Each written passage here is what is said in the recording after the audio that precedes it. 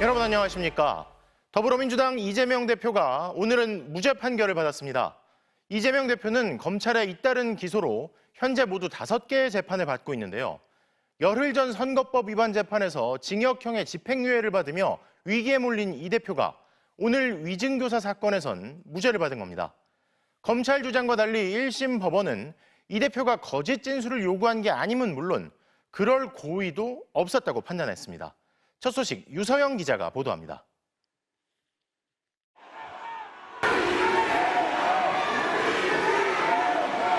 지지자들의 연호 속에 법원에 나온 이재명 더불어민주당 대표. 1심 법원은 무죄를 선고했습니다. 이 대표가 위증을 하도록 할 고의가 없었다고 판단했습니다. 이 대표는 2018년 경기지사 선거 후보 토론회에서 앞서 벌금형을 확정받았던 검사 사칭 사건에 대해 누명을 썼다고 말해 허위사실 공표 혐의로 기소됐습니다. 검찰은 이 재판 과정에서 이 대표가 전 성남시장 비서였던 김진성 씨에게 거짓 증언을 하게 했다며 두 사람 모두 재판에 넘겼습니다. 지나간 일이니까 기억을 좀 되살리셔가지고요. 있는 대로 한번 얘기를 좀 해주시면 좋을 것 같아. 재판부는 이 대표가 김 씨에게 전화해 이야기한 내용이 위증을 요구하는 대화라고 해석하기 어렵다고 판단했습니다. 김 씨에게 보낸 변론 요지서 역시 김 씨의 기억을 상기시키려는 목적이라 피고인으로서의 방어권 범위를 벗어나지 않았다고 봤습니다. 이 대표가 김 씨에게 자신의 주장을 여러 차례 설명하긴 했지만 이게 거짓 진술을 요구한 건 아니라고도 했습니다. 위증 혐의를 받는 김진성 씨에 대해 재판부는 몰랐던 내용인데도 전 성남시장으로부터 들어서 아는 것처럼 허위 증언을 했다며 벌금 500만 원을 선고했습니다. 앞서 이 대표에게 위증죄 최고형인 징역 3년형을 구형한 검찰은 김 씨의 위증 행위는 유죄로 보면서 이 대표에게는 무죄를 선고한 법원 판단을 납득하기 어렵다며 항소할 방침을 밝혔습니다. MBC 뉴스 유서영입니다. 국민의힘 당원 게시판에 한동훈 대표 가족 이름으로 올라온 게시글들을 두고 당내 갈등이 최고조로 치닫고 있습니다. 당 지도부 회의 중 취재진에게 공개되는 모두 발언 때부터 한동훈 대표와 친윤계 최고위원이 설전을 벌이다 언성을 높이기도 했는데요. 먼저 지윤수 기자의 보도입니다. 국민의힘 최고위원회의. 친윤계인 김민전 최고위원이 먼저 포문을 열었습니다. 한동훈 동명이인이 8명 있다고 알려졌는데 어떻게 확인했냐고 따져 물은 겁니다. 8동훈이 있는지 알게 되었는지 정말 궁금합니다. 그 자료를 일부 최고위원은 보는데 왜 저희는 못 보는지. 이어 한 대표를 비판한 게시자들을 고발할 방침이란 기사도 언급했는데 한 대표가 즉각 반박하며 돌연 설전이 벌어졌습니다. 한동훈 대표 사퇴와 같은 글을 쓰는 사람들은 고발한다. 이런 기사가 나왔습니다. 그런 고발을 준비하고 있는 사람이 없습니다. 그게 무슨 말씀인지 모르겠네요. 한 대표는 화가 난 듯 행동이 거칠어졌고 분위기는 순간 싸늘해졌습니다. 여지는 회의가 끝난 뒤에도 이어졌습니다. 진상규명이 필요하다는 김민전 최고위원. 정당 민주주의라고 하는 차원에서 조기에 종식되기 위해서는 결국 진상의 규명이 필요하다. 한동훈 대표는 명태균 이슈를 덮으려는 의도라며 불쾌감을 숨기지 않았습니다. 대개 명태균 리스트에 관련돼 있거나 김대남 건에 나왔던 사람이거나 자기들 이슈를 덮으려는 의도도 보이고요. 지도부 설전이 언론에 그대로 공개된 뒤에도 한 대표가 게시자 신원을 확인하지 않겠다고 못 박으면서 당내 갈등은 더 극으로 치닫고 있습니다. MBC 뉴스 지은수입니다. 소위 윤핵관으로 불리는 국민의힘 윤한홍 의원이 윤석열 대통령이 화내는 녹취도 공개해달라며 접촉한 명태균 씨의 측근이 오늘 검찰에 출석했습니다. 검찰이 명태균 씨의 휴대폰을 찾을 수 있을지 주목됩니다. 백승우 기자의 보도입니다. 검은 승합차에서 정장 차림의 마스크를 쓴 남성이 내립니다. 명태균 씨의 측근으로 알려진 장동화 전 경남도의원입니다. 검찰에 참고인 신분으로 출석한 겁니다. 말씀 한마디만 해주고 가십시오. 의원님. 이달 초 이른바 윤핵관으로 불리는 윤한홍 국민의힘 의원이 중학교 동창인 장 전 의원과 접촉했습니다.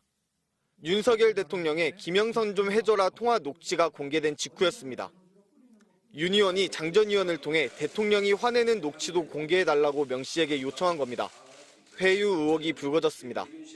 윤 의원은 자신은 용산 대통령실과 소통하지 않았고 명 씨의 요구사항도 들어본 적 없다며 의혹을 일축했습니다. 하지만 최근 명 씨가 구속 직전 자신의 변호사들에게 대통령실과 협상해달라는 취지로 말한 것으로 전해졌습니다. 자신을 구속하지 말고 먹고 사는 문제를 해결해주면 휴대폰을 내놓겠다고 했다는 겁니다. 구속되면 일단 풀어주고 그냥 먹고 살게 해달라. 딱 이 두 가지만 조건으로 제시해서 올려보냈기 때문에 조만간 딜이 올 거다. 검찰은 장 전 의원이 명 씨의 휴대폰을 갖고 있을 가능성을 염두에 두고 조사하는 것으로 알려졌습니다. 장 전 의원은 휴대폰의 행방에 대해 답하지 않았습니다. 명태균 씨와 통화 내용 다 들어보셨나요? 원본 파일도 갖고 계신 거예요? 명태균 씨 변호사들도 입을 닫았습니다. 흔히 말하는 황금폰이라 불리는 증거물에 혹시 언급이 있었어요? 그에 대해서는 제가 함구하겠습니다. 검찰이 윤 대통령과의 통화 녹음이나 명 씨의 휴대전화를 확보해 뒷북 압수수색 비판에서 벗어날 수 있을지 관심이 쏠립니다. MBC 뉴스 백수입니다. 어제 우리 측 없이 사도광산 추도식을 진행한 일본 정부가 오히려 우리 정부에 유감을 표명했습니다.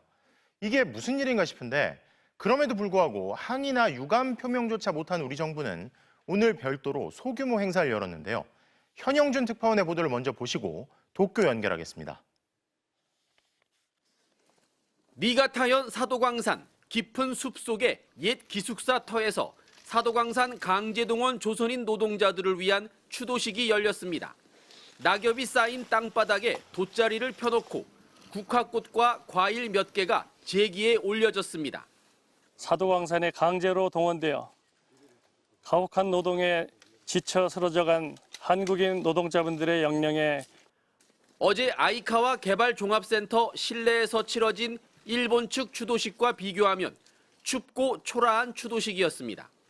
80년이 지나 조국은 식민치하에서 벗어났지만 여전히 맨 땅에서 사도섬 겨울바람을 맞으며 영령마저 푸대접을 받게 되자 강제동원 희생자 유족들은 눈물을 감추지 못했습니다. 왜 별도의 추도식을 열게 됐냐는 일본 기자들의 질문 공세를 피해 서둘러 자리를 떠난 박철희 주일 대사와는 대조적으로 일본 관방장관은 한국 정부의 추도식 불참에 대해 이례적으로 유감을 표명하며 처음으로 입장을 내놨습니다. 韓国側の追悼式欠席の理由についてご説明する立場にはございませんが、韓国側が参加しなかったことは残念であるというふうに考えております。